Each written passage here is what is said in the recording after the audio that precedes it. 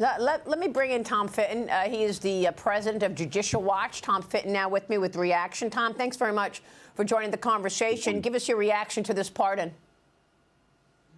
Well, it does complete the arc of corruption in the Biden family, doesn't it? This has been years in the making. President Biden in his pardon notes essentially the potential criminal activity goes back at least a decade.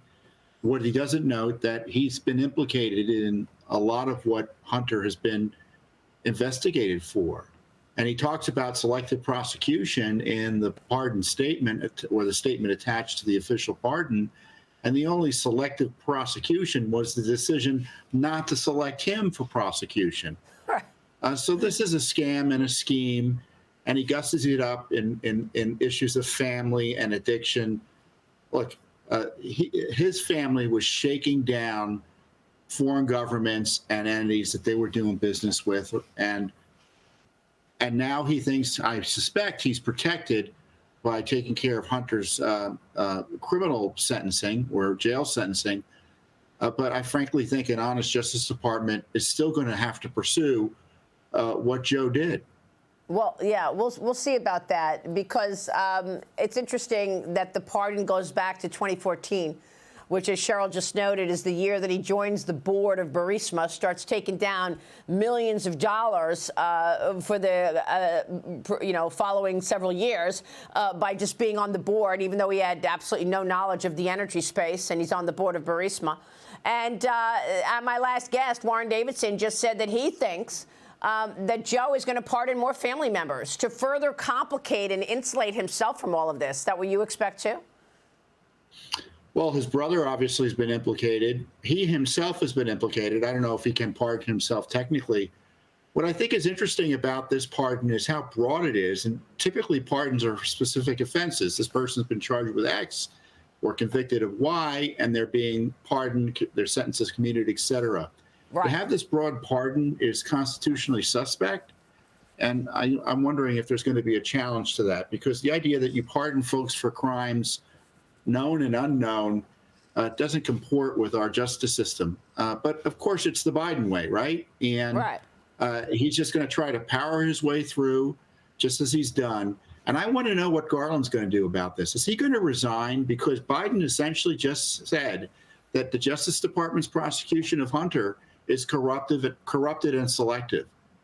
If Garland has any backbone, he would resign right now. Well, I spoke with James Comer yesterday. We were talking about this pardon after the news broke.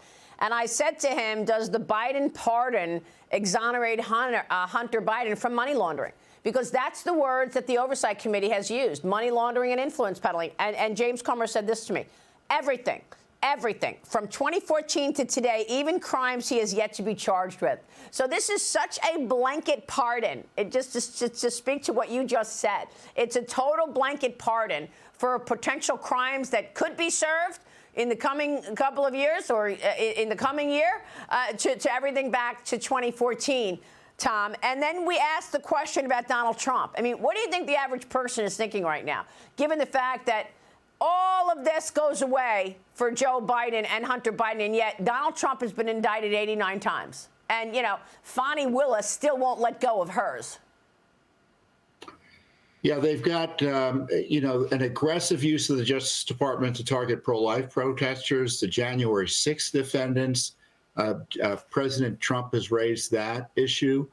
It seems to me if Biden's going to play the game that when the Justice Department prosecutes people that you were friendly with and allied with, you can just presume it was for selective reasons if you're president. And I think that's the conclusion that Trump can fairly draw, because it's actually factual in his case, that the January 6th defendants, obviously there were crimes associated with January 6th, but the whole prosecution was bound up in a political effort to target and smear Trump and his opponents and his supporters. To me, this further indicates that there's going to likely be a mass pardon of January 6ers. You think we're going to get a mass pardon of January 6th from President Trump? Oh, I think each and every one of those defendants should be considered for pardon, if not outright pardon, initially when he comes in. Especially now, after what we're seeing is happening with Hunter Biden. Yeah, Tom, we'll see about that. Thanks very much. Great to talk with you, Tom Fitton. Always a wealth of knowledge. Thank you, sir.